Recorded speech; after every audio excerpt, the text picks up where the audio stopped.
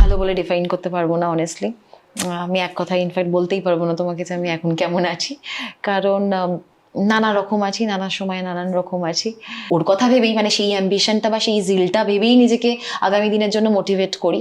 In fact আমার সাজেশনও এটাই থাকে সবসময় কাছের বন্ধুদের জন্য, যে ওই অ্যাম্বিশনটা তো ভুলে গেলে চলবে না, যে স্বপ্নটা নিয়ে কাজ করতে শুরু করেছিলাম সেইটাকেই মনে করে আগামী দিনের জন্য লড়ে যেতে হবে আর কি। সো দীর্ঘ প্রায় 1 মাসের পর অবশেষে রাহুলের স্ত্রী প্রিয়াঙ্কা রাহুলের মৃত্যু নিয়ে কি চাঞ্চল্যকর তথ্য দিল, সরাসরি সেই ভিডিও আপনাদের মাঝে দেখাবো। শুটিং এর সময় আসলেই কি রাহুলের মৃত্যু হয়েছে, আর সেই দিন প্রিয়াঙ্কাই বা কোথায় ছিল, কেন অভিনেতা রাহুলের বিষয়টা এইভাবে থেমে আছে, সবকিছু বন্ধুরা আজকের এই ভিডিওতে আপনারা দেখতে পারবেন। আর যদি রাহুলের মৃত্যুটা দুর্ঘটনা হয় তাহলে কেনই বা সেই ড্রোন ফুটেজ ফাঁস করা হচ্ছে না, তো চলুন আগে আমরা ভিডিওতে চলে যাই, তারপর বিস্তারিত কথা বলতেছি। রকম আছি, নানা সময় নানান রকম আছি। চেষ্টা করছি এমনিতে যেটাকে নর্মাল বলে, রুটিনের মধ্যে থাকার, কাজের মধ্যে থাকার। এনগেজ থাকলে definitely that helps, keeping yourself surrounded by people that matter, সেটা হেল্প করে। তো সেই রকম, বাট হোয়াট এভার, মানে যেটাকেই নর্মাল বলবে তুমি আর কি, যেটাকেই ভালো বলবে, আই ডোন্ট নো। আমরা নিজেদের মতন করে প্রত্যেকেই, আই থিঙ্ক প্রত্যেকেই, মানে not just us, immediate family, everyone নিজেদের মতন করেই কোপ করার চেষ্টা করছি। একদম বোঝাই যাচ্ছে। সহজ হেল্প করছে তোমার? সহজ তো ডেফিনেটলি হেল্প করছে। দেখো, সহজ থাকে আছে টাচুর, সেই জিনিসটা তো আমাকে চিরকালই ভীষণভাবে স্ট্রেংথ দিয়ে এসছে। আই থিঙ্ক আমি তার জন্য উল্টোটাই জিজ্ঞেস করলাম তোমার, যে সহজ হেল্প করছে। হ্যাঁ, ডেফিনেটলি, মানে motherhood should change a person. আমার ক্ষেত্রেও তাই হয়েছে। রাতারাতি একটা অন্য মানুষ হয়ে গেছিলাম, এবং তারপর নানা পর্যায়ে লাইফে নানান রকম কঠিন সময় এসছে, যেটা তখন মনে হয়েছে যে সব থেকে কঠিন, সব থেকে খারাপ যেটা হতে পারে, কিন্তু ইভেনচুয়ালি দেখেছি যে সেটাও পেরিয়ে এসছি। লাইফ আরও একটা নতুন বড় চ্যালেঞ্জ নিয়ে এসছে। সো এই যে ফেজেসগুলো পেরিয়ে এসছি, তখন যেটা মনে হয়েছিল, যেভাবে নিজেকে বুঝিয়েছিলাম, স্ট্রেংথ গ্যাদার করেছিলাম, সেগুলো ভেবে আবার নিজেকে আরো শক্ত করা। সহজ খুব ম্যাচিওর মানুষ, আগে যতটুকু ওকে দেখেছি। তো ও নিশ্চয়ই, ওরও তো একটা ট্রানজিশন যাচ্ছে। নিশ্চয়ই। এবার দেখো, ব্যাপারটা হচ্ছে, আমি যেমন এখন আস্তে আস্তে আমার যেটা নর্মাল কাজে ফেরা, এতটাই কম সময় রয়েছে। কোহেলি রিলিজ রয়েছে 15ই মে, তো সেটার প্রচার আমাদের অনেক আগে শুরু করার দরকার ছিল, কিন্তু they have been very supporting and cooperate করেছে, আমার জন্য অ্যাকোমোডেট করেছে। যেটা শুটিং করছিলাম তার কাটা, সেটারও শুটিং রিশিডিউল করতে হয়েছে। তো এরা যে আমার জন্য এতটা করেছে, সেই সাপোর্টটা আমার জন্য খুব দরকার ছিল। আস্তে আস্তে তাদেরই হেল্পে কিন্তু আমি আবার কাজে ফিরছি, আজকে এখানে রয়েছি। তো সেটা তো খানিকটা থেরাপিউটিক বটেই। তো তেমনই সহজও স্কুলে জয়েন করছে, ওর রেগুলার যেগুলো অ্যাক্টিভিটিস, সেটাতে ফেরার আমরা চেষ্টা করছি। সো আমি সত্যি তোমাকে বলতে পারবো না যে ও কেমন আছে বা ও কি ভাবছে, তার কারণ আমি যাই বলি না কেন, সেটা একটা আমার জায়গা থেকে অ্যাজিউম করে বলা হবে। সো মেবি ওর নিজের ভাবনা চিন্তাগুলো আর একটু গোছাতে শিখলে, বুঝতে শিখলে, হয়তো কোনোদিন ও আর্টিকুলেট করে বলতে পারবে যে ওর ফেসটা কেমন গিয়েছিল। এটাই বলবো যে আমরা নিজেদের মতন করে কোপ করার চেষ্টা করছি। ও কথা বলছে, ও তোমার সঙ্গে হ্যাঁ, অফকোর্স, যে যার মতন করে। দেখো, কখন আমিও তো এক এক সময় এক এক রকম রিয়্যাক্ট করছি। কখনো কখনো একটা ইমোশনাল আউটবার্স্ট দরকার, কখনো হয়তো আমি ভীষণ রাগে রিয়্যাক্ট করছি, কখনো হয়তো কষ্ট পাচ্ছি, কখনো হয়তো কিছুই বলতে পারছি না, ভাবছি একটা জিনিস, এক্সপ্রেস করছি আর একটা জিনিস। তো খুব কি বলবো, একটা লিনিয়ার ব্যাপার তো নয়। এক একজন মানুষ এক একটা সিচুয়েশন এক এক ভাবে ডিল করে, এবং এরকম একটা সিচুয়েশন যেখানে lot of emotions involved, the suddenness hits so bad. তো সেখানে না কোনো একটা ইমোশন দিয়ে এটাকে ডিফাইন করা যায় না। আমার কখনো 5 মিনিটে মুড সুইং হয়ে যাচ্ছে, কখনো 5 ঘন্টায়, কখনো 5 দিন। তো এবং এটা আমার যেমন হচ্ছে, আমি জানি, এটা আমাকে জানতে হবে যে আশেপাশের কাছের মানুষদের কিন্তু এক্স্যাক্টলি তাই হচ্ছে, এবং এই বোঝাটা খুব ইম্পর্ট্যান্ট। তো আমরা সেটাই চেষ্টা করছি যে একে অপরকে সেই স্পেসটা দিই, যখন যে ইমোশনটা থাকছে সেটাতে প্রেজেন্ট থাকা, just the only way through is through it, absolutely. So সেই ইমোশনটাকে কমপ্লিটলি ফিল করার, অ্যাপ্রিসিয়েট করার, রেসপেক্ট করার, and trying to move on. উপায়ও নেই। সেই কাজে ফিরেছো দেখলাম, আমার দেখেও খুব ভালো লেগেছিল যে তুমি শুটে ফিরলে, মানে নিশ্চয়ই অনেকটা কঠিনই ছিল শুটে ফেরা, কিন্তু আমি বলবো যে এটা আমি আগেও বলেছি, আমার নিজেকে যতটুকুনি চেনা বোঝা, আমি না যখন ক্যামেরার সামনে থাকি একটা স্ট্রাকচার্ড স্ক্রিপ্ট নিয়ে থাকি, নট লাইক দিস, কারণ আমার মনে হয় যে আমি খুব incapable to express my thoughts, আমি কি গুছিয়ে ভাবতে বা বলতে পারি না, তো সেটা আমি খুব একটু অকওয়ার্ড হয়ে যাই। বাট যখন আমার কাছে একটা স্ক্রিপ্ট থাকে, যখন ক্যামেরাটা চলে, পারফর্ম করার জায়গা থাকে, তখন I am the most authentic self, কারণ তখন আর বাকিগুলো কিছু কাজ করে না, I can like switch off my brain and just be. তো সেটা একটা অন্যরকম থেরাপি রয়েছে, একটা ক্রিয়েটিভ স্যাটিসফ্যাকশন, চোখের সামনে একটা তৈরি হচ্ছে জিনিস, সেটার একটা আলাদা থেরাপি রয়েছে আমার জন্য, তো সেইটা খুব গুরুত্বপূর্ণ। তো তুমি যেদিন কাজে ফিরলে সেদিন অনেক ট্রোলড হয়েছো, আচ্ছা, তুমি খেয়াল করোনি? আমি তো শুধু কাজে ফেরার দিন কিন্তু ট্রোলড হইনি, ট্রোল যারা করার তারা অনেক দিন ধরেই করে আসছেন, অনেক বছর ধরে করে আসছেন, বিগত কয়েকদিনেও দেখলাম যে তারা করেছে, যাদের করার তারা করেছে। আসলে আমি মানে কয়েকটা দিন আসলে বেশি করে নজরে পড়েছে, মানে রাহুলের পুরো যে ঘটনা পর তারপরে বিশেষ করে আমার ওই দিনটা খুবই চোখে লেগেছিল। মানে তোমার, মানে হতে পারে তুমি তাহলে ট্রোল সামলে এতটা অভ্যস্ত, যে হঠাৎ প্রিয়াঙ্কা সেজেগুজে সেটে চলে গেল। আচ্ছা, মানে দেখো, একটা কথা বলুন, আমি যে একদম নোটিস করিনি তা নয়, তবে এটা আমার বলতেই পারি এই মুহূর্তে একটা প্র্যাকটিসে দাঁড়িয়ে গেছে, যে আমি চেষ্টা করি সমস্ত সিচুয়েশন থেকে যেটা বেস্ট পসিবল পজিটিভ অ্যাঙ্গেল সেটাকে দেখার, আর এই whatever is trying to bring you down সেটাকে কমপ্লিটলি ওভারলুক করাটা সবসময় ইজি হয় না, মানে ইজিয়ার সেড দ্যান ডান, কিন্তু সেই ইজিয়ার হওয়ার প্রসেসটা কিন্তু আশেপাশের মানুষরাই করে দিচ্ছেন। কারণ হয়তো আমি দেখেছি একটা কমেন্ট, হয়তো ট্রোল করা বা ব্যাশিং একটা কমেন্ট আছে, তাকে ফাইট করার জন্য কিন্তু আরো 20টা মানুষ এগিয়ে এসছেন, তারাও কিন্তু রয়েছেন। তো আমি ওই নেগেটিভ কমেন্টটাকে বা ওই পার্সপেক্টিভটাকে এতটা গুরুত্ব কেন দেব? তার থেকে তো যারা 20 জন 50 জন আমার হয়ে কথা বলছেন, আমাকে ভালোবাসা জানাচ্ছেন বা আমার হয়ে ফাইটটা করছেন, তারা সেই অ্যাটেনশনটা বেশি ডিজার্ভ করেন। এবং আমি এটাই বলবো যে আমি পজিটিভটাই নিয়েছি। আমি যে আজকে ধরো এই যে কাজে ফিরেছি, আমাকে দেখে হয় যদি মনে হয় একটু বেটার আছি বা স্ট্রং আছি, সেটা কিন্তু এই স্ট্রেংথটা আমার এই মানুষগুলোর থেকে, কাছের জন, এবং যারা আমার হয়ে ফাইট করছেন। কাজে ফেরা কতটা গুরুত্বপূর্ণ আমি কমেন্টস পড়েই বলছি, অনেকেই বলেছেন কাজে তো ফিরতেই হবে, এত দায়িত্ব কি করে সামলাবে, ইত্যাদি ইত্যাদি। আমার কাছে এই কমেন্টগুলো বেশি ইম্পর্টেন্ট, এই মানুষগুলো বেশি অ্যাটেনশন ডিজার্ভ করেন, এবং তাদেরকে আমার রেসপেক্ট, থ্যাংক ইউ। তারাই আছেন বলে কিন্তু আজকে আমি এখানে রয়েছি, এবং তারা আমার জীবনে নানান কঠিন পর্যায়ে থেকেছেন বলেই কিন্তু আমিও সার্ভাইভ করতে পেরেছি, আজকেও এখানে থাকতে পারা তাদের জন্যই। তো এই স্ট্রেংথটা রাতারাতি হয় না, ভালো থাকাটাও তত ইজিলি হয়ে যায় না, একবারে ডিফাইন করা যায় না। কখনো কখনো এই ভালো থাকার মেটেরিয়ালটা বা স্ট্রেংথটাকে আউটসোর্স করতে হয়, সেটা ওই কাছের মানুষরা, বন্ধুরা, সাপোর্ট সিস্টেম, সোশ্যাল মিডিয়ায় যারা ভালোবাসার মানুষ রয়েছেন, তাদের থেকেই স্ট্রেংথটা গ্যাদার করা। সো থ্যাংক ইউ তাদেরকে, তারা আছেন বলেই আজকে আমি হয়তো এখানে বসে এই কথাগুলো বলতে পারছি। তোমার রাগ হয় না প্রিয়াঙ্কা? ভীষণ। আমি ভীষণ, মানে তুমি রাগী?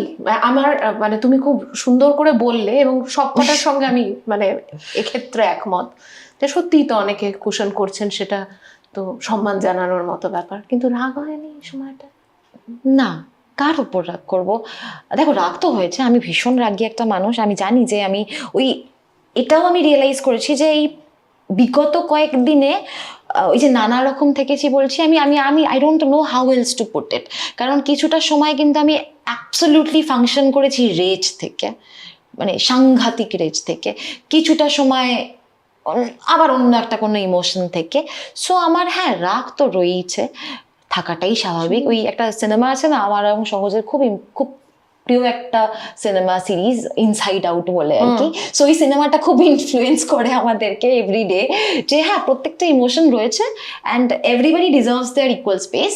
তো প্রত্যেকটাকে অ্যাকনলেজ করো, রেসপেক্ট করো, যখন যেটা ফিল করছি গো থ্রু ইট কমপ্লিটলি, তাকে সেই জায়গাটা দাও এবং তারপর আবার স্টিয়ারিং হুইলটা অন্য একটা ইমোশনকে ধরিয়ে দাও আর কি, ধরে নেয়। সো সেটা, বাট ইউনো দিনের শেষে কাজটা ইম্পর্ট্যান্ট, কাজটা থাকবে।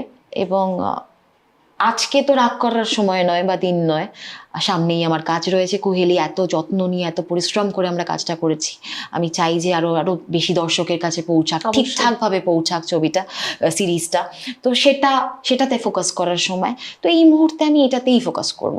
এই ইমোশনটা আমার এই মুহূর্তে ড্রাইভিং ফোর্স।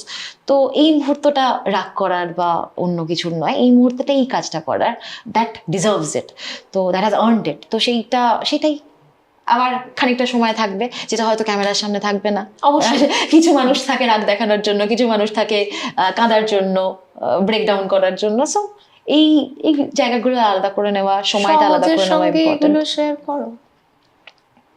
চেষ্টা করি। সো চেষ্টা করি ওর সাথে বন্ধুর মতন মেশার। ওকে আমরা সবসময় চেষ্টা করেছি যে অ্যাডাল্টের মতন ওর ওপিনিয়ন, ওর পার্সপেক্টিভটা শোনার, বোঝার।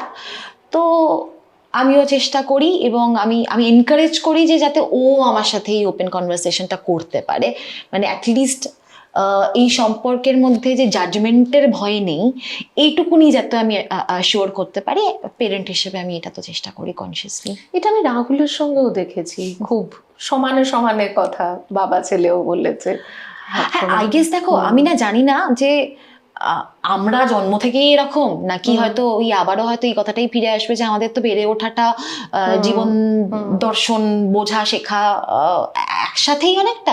তো সেইখান থেকে হয়তো আমরা এরকম হয়ে গেছি, একে অপরের ইনফ্লুয়েন্সেই হয়ে গেছি, যে আমরা প্যারেন্ট হিসেবে, প্যারেন্ট হিসেবে, বন্ধু হিসেবে, কলিগস হিসেবে, প্রফেশনালস হিসেবে, যে আমাদের কাছে সব থেকে অপছন্দের বিষয়, অপছন্দের টাইপের মানুষ বা যেটা আমরা কখনো হতে চাই না, ভয় পাই, হচ্ছে জাজমেন্টস। অ্যাটলিস্ট আমরা চেষ্টা করেছি সব, যেটা সহজের মধ্যেও আমরা ভীষণভাবে এনকারেজ করি যাতে এটাও ভাবুক যে প্রত্যেকের আলাদা দৃষ্টিভঙ্গি রয়েছে, জীবনযাপন রয়েছে। আমি সেটার সাথে রিলেট করতে না পারি, আমি তাকে অ্যাটলিস্ট স্পেসটা দিয়ে দিই, তার ধ্যান ধারণা, তার রেসপন্সিবিলিটি বুঝতে না পারি, আমি অ্যাটলিস্ট জাজমেন্ট করবো না পুরোটা না জেনে। আমি একটা অ্যাজাম্পশনের ওপর একটা কিছু চাপিয়ে দিতে পারি না। সো আমরা সেটা চেষ্টা করি, পার্সোনাল লাইফেও চেষ্টা করি। আর অ্যাজ পেরেন্টসও আমাদের এটাই গোল থেকেছে যে না সহজ এটা কখনো আমাদের মধ্যে ফিল করুক, আর ওকে যাতে আমরা এইভাবে বড় করতে পারি যে ও একটু এমপ্যাথি থেকে বোঝার চেষ্টা করুক, আর না হলে অ্যাটলিস্ট স্পেসটা দিতে শিখুক। সো সেটা খুব মানে গুরুত্বপূর্ণ। সেটা বোধহয় খানিকটা পেরেওছো। I don't know really, too young. So Sahaj কি ভাবছে, কিভাবে ওর মধ্যে মানে মানুষটা গড়ে উঠছে, সেটা ওই বেটার বলতে পারবে। এক্ষেত্রেও আমি বলবো, আমি অ্যাজিউম করবো না। সো এখনো কেমন আছে, কিভাবে প্রসেস করছে, রাদার ও যখন বলতে শিখবে, বলতে যদি চায় তাহলে ওই বলবে। আমি কিছু তুমি বলতে চাও? আমি একদম বলতে চাই না। আচ্ছা, তোমার আগামী দিনে আর কাজের মানে নতুন কিছু ইচ্ছে, যে এটা করা হয়নি বা এটা করব? অনেক কিছু এইটুকু জানি যে যেগুলো করেছি, যে মেবি যে the emotional things that I have already explored, সেটা আমি রিপিট করতে চাই না। সো নতুনভাবে কিছু নিজেকে এক্সপ্লোর করতে চাই, নতুন কিছু ট্রাই করতে চাই। অনেক ডিরেক্টরস রয়েছে, অনেক সহ অভিনেতা, অনেক অনেক অনেক কাজ রয়েছে যেগুলো আমি এখনো করিনি। নিজেকে না অনেকেই, মানে একজন দুজন না, মানে সেটা অনেকেই, মানে প্রচুর কাজ হচ্ছে, নতুন এত পরিচালকরা এত ভালো ভালো কাজ করছে। তো পারফর্মার হিসেবে নিজেকে চ্যালেঞ্জ করা, নতুন চ্যালেঞ্জ না আসলে সেই ক্রিয়েটিভ স্যাটিসফ্যাকশনও আসবে না। তো সেইভাবে comedy I think that is most difficult. তো সেইটাতে যদি নিজেকে এক্সপ্লোর করতে পারি, আবার একটা দারুণ কোন লাভ স্টোরি হলো যেটা দর্শকে সাংঘাতিক রিলেট করবে, অ্যাপ্রিসিয়েট করবে, সেরকম কিছু হোক। প্রদীপ্তদার সাথে কাজ করা, যে নধর যেভাবে তৈরি হয়েছে, শ্যামার চরিত্রটা যেভাবে তৈরি হয়েছে, সেটা যে ভালোবাসাটা পাচ্ছে, তো সব কিছু বেশ কিছু কাজ রেডি হয়ে রয়েছে। যেমন ধরো মায়া সত্যভ্রম, বৃত্ত রহস্য বলে একটা কাজ রয়েছে। তো সেগুলো সব অন্য রকমের কাজ, প্রত্যেকটা চরিত্র খুব আলাদা আলাদা। সো আই এম ব্লেসড যে আমি এই কাজগুলো করার সুযোগ পাচ্ছি। নতুন নতুন পরিচালক বা যাদের সাথে কাজ করে ভালো লেগেছে তাদের সাথে আবার কাজ করার সুযোগ, সেই অপরচুনিটিগুলো আমার কাছে রয়েছে। আর আমি এখনো জানি না যে আমি আরো নতুন কি করতে চাই। মানে যখন আসবে সেই চ্যালেঞ্জটা, সেই এক্সাইটমেন্টটা নিশ্চয়ই ফিল করব। জানি এইটুকু যে আমার এই যে লাইন আপগুলোর কথা বললাম, কোহেলি, তারকাটা, ইত্যাদি ইত্যাদি যে কাজগুলো রয়েছে, সেই সব কিছু অন্যরকম কাজ, দর্শকের ভালো লাগবেই, এবং তার সাথে সাথেই কোথাও গিয়ে এক্সপেকটেশনও একটা ডেভেলপ করবে যে আগামী দিনে আমি কি কেটার করছি। তো সেই এক্সপেকটেশনটা ফুলফিল করতে পারাটাও আমার একটা responsibility. So I will try to be more mindful, এবং যাতে আমি সেই এক্সপেকটেশনটা ঠিকঠাকভাবে ডেলিভার করতে পারি সেই বিষয়ে একটু হয়তো বাছাই করে কাজ করব। নিজেকে চ্যালেঞ্জ করতে পারলাম কি না এবং দর্শককে সেই জিনিসটা ডেলিভার করতে পারলাম কি না, আমার মনে হয় যে probably I should be more mindful about that. এখন ধরো এই সময় তোমার ফ্যামিলিতে এরকম একটা চেঞ্জেসের মধ্যে, তো বাড়িতে আর একটু সময় দেওয়ার ব্যাপার থাকে। অফকোর্স। আবার তো তোমারও এখন তো প্রাইম টাইম কাজের। এখন কি ভাবতে হচ্ছে প্রিয়াঙ্কা যে বেশি কাজ করব না কম কাজ করব, বাড়িতে বেশি সময় দেব না? না না, দেখো, টাইম ম্যানেজমেন্ট চিরকালই খুব গুরুত্বপূর্ণ থেকেছে আমার কাছে। I love and respect time. Time ঠিকঠাক করে ম্যানেজ করতে না পারলে লাইফ গেটস মেসি। তো আমি চেষ্টা করি সেটাকে খুবই ডিসিপ্লিনড ওয়েতে ম্যানেজ করা। তো সেটা হয়তো প্রবাবলি আরও ইমপ্রুভ করতে হবে, আরও ডিসিপ্লিনড হতে হবে টাইম ম্যানেজমেন্ট ব্যাপারটা নিয়ে। I don't mind that at all. But হয়ে যায়, জানো তো, কোথাও গিয়ে একটা যখন তুমি সত্যি কিছু একটা করতে চাও, ভালোবাসো, সেটার একটা ঠিক উপায় বেরিয়ে আসে। আর আমি যখন বাড়িতে থাকি, বা ধরো আজকে এই ইন্টারভিউর মধ্যে রয়েছি, অন্য কোনো একটা কাজে থাকলাম, I try to make sure that I am present. Quality over quantity. সহজের সাথে হয়তো 20 দিন আমার প্রায় দেখাই হলো না, ফোনেই হয়তো গুড মর্নিং গুড নাইট বলছি। হ্যাঁ, নিশ্চয়ই হয়। আমাদের ছবির কাজ যখন চলে, আমি তো জানি যে হোয়াট এভার 14 দিন, 18 দিন, 22 দিন, 32 দিন, এই শিডিউলটা হয়তো আমি ভীষণ রকম এনগেজড থাকবো। তো সেটা সহজও আস্তে আস্তে ইউজ টু হয়ে গেছে যে এই কটা দিন মাম্মা থাকবেই না, কিন্তু আমি তারপর যখন থাকবো তখন কিন্তু আমি ডিস্ট্র্যাক্টেড থাকবো না, তখন আমি ওর সাথেই প্রেজেন্ট থাকবো। মেবি সেই কারণেই আমার একটু বদনাম আছে যে আমি ফোন ধরি না। So easiest way to reach me is live. দর্শক, এতক্ষণ থেকে পুরো ভিডিওটি প্রথম থেকে শেষ পর্যন্ত দেখার জন্য আপনাদেরকে অসংখ্য ধন্যবাদ। পুরো ভিডিওতে দেখতেই পেলেন অভিনেতা রাহুল অরুণোদয় ব্যানার্জির স্ত্রী প্রিয়াঙ্কা ইতিমধ্যে, তাছাড়াও রাহুলের একমাত্র সন্তান সহজকে নিয়ে কেমনই বা আছে এই প্রিয়াঙ্কা, তা আপনারা শুনতেই পেলেন। কি ঘটেছিল আসলে সেই দিন তালসারিতে, হয়তো এইটার কারো অজানা নয়। তবে যদিও ব্যাপারটা সবাই কনফিউজ, কেউ মেনে নিতে পারেনি রাহুলের এইরকম মৃত্যু, তবে এইটা সত্যতা জানা এতটাও সহজ না। যেহেতু সবাই বলতেছে এইটা দুর্ঘটনা, তবে কিছু মানুষ বলতেছে কখনোই দুর্ঘটনা হতে পারে না। যদি শুটিং করতে গিয়ে এইরকম হয় তাহলে তো ড্রোন ফুটেজ থাকবেই, কেননা ড্রোনেরই তো শট নেওয়া হচ্ছিল ওই সময়টা যখন দুর্ঘটনা ঘটে। তো যাই হোক, আমি আর এই বিষয়ে বেশি কিছু বললাম না। আপনাদের মন্তব্য কি আপনারা অবশ্যই কমেন্ট করে জানাবেন, পারলে ভিডিওটি শেয়ার করে দেবেন। ধন্যবাদ।